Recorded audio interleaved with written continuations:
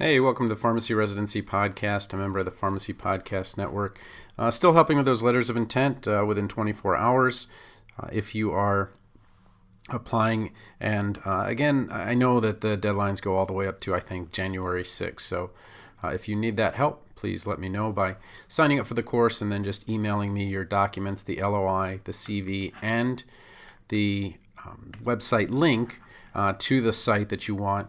It really helps me get kind of the full picture. So then I edit it and everything looks good. So just wanted to let you know that the first interview went out 2 days ago, actually, or the first one that was posted on the Google Doc from Aurora Healthcare Metro in Milwaukee. Looks like the interview is not till February 14th. So again, I do have that interview course or the 100 strong residency interview questions, answers, and rationales that Brandon and Dyson and I from TLDR Pharmacy did. But I just want to let you know that interviews have already started to be offered. So if you want to kind of make sure with your last minute applications, please do seek me out. Another thing I wanted to kind of talk about, which was a thing on Reddit that I saw that some people had kind of gone back and forth with this thing about the what matters in terms of your application going through. And someone said, that even with all the activities you had, a 3.1 GPA is probably going to be too low for most. And I would say that, I know that 3.2 is kind of a number that they throw out there, but I've also seen 3.0 at some of the top schools, and they're really trying to get away from GPA as the thing. But there's kind of also a back and forth about schools and what school you go to.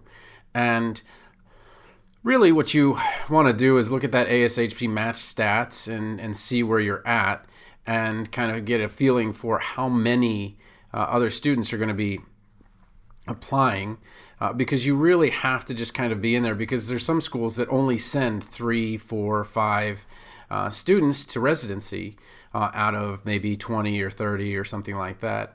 And yeah, I get that it's disheartening, and I get that you're like, oh my gosh, why didn't I go to blank school? And it was because you got accepted, you were worrying about getting rejected, and you just kind of wanted to have that done with. And for whatever reason, that school fit better with your life. And maybe you discovered residency third year, or maybe even as you're doing your fourth year APPEs, which is perfectly understandable. Everything kind of goes by so fast. But unfortunately for those that are in those lower matching schools, everything really has to be perfect. You have to prove that you are one of the best and that you are one of the best at your school. But in addition, the unfortunate thing is that they don't list which matches you have. So when you look that UNC matched for, I think it was 86 of their students out of the 100 and something that applied, and it wasn't many more than 100, then you compare that to yours where you're like, oh my gosh, we don't have an 80-something% match rate or whatever it is. And what you're really doing at UNC is you've just got a name that, because they've had success with the students before, and maybe that Raleigh-Durham triangle also has a ton of residencies, and they have a good state. So what I mean by that is you're allowed to do a lot of those things in that state that are going to be necessary for residency, whereas if you're coming from some other more restrictive states, you can't do that. So I don't want to harp on UNC, because I think they're a great program and they've worked very hard, and all of those students have worked really hard. But I'm just telling you that if you're a UNC student, your chances of getting a residency are over 80%. And that's just a crazy, crazy number. If you compare it to pharmacy schools, if you compare it to medicine, I think some of the worst medical schools are still like 92 or something like that. So, but anyway, I just want to let you know that first interview kind of came out, and that you should be seeing interviews in your email soon.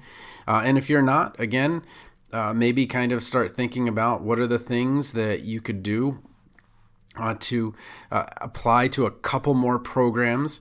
Maybe there's a couple of things that you could change and maybe you've got some breathing room with a couple days off that you can do this within a weekend.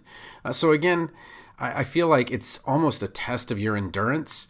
And unfortunately, some schools have made it so much easier for their students, giving them a 6-week block where they normally have 5 weeks. So those students have a whole week off to prepare. And they also have an extra week in the spring to interview. And, kudos to those schools that recognize that, if we just give them a week here and a week there, it really makes things a lot easier for them. And unfortunately, some of you are in the middle of the worst possible critical care appy in the morning at 6, out at 5 in the afternoon or 6 in the afternoon, exhausted when you get home, doing what you're supposed to do, but just bad timing. In terms of your need to get some time to put the thought into the letters and the CV and get the recommendations and everything done. So, but again, good news. The first interview is out. We should see many more coming.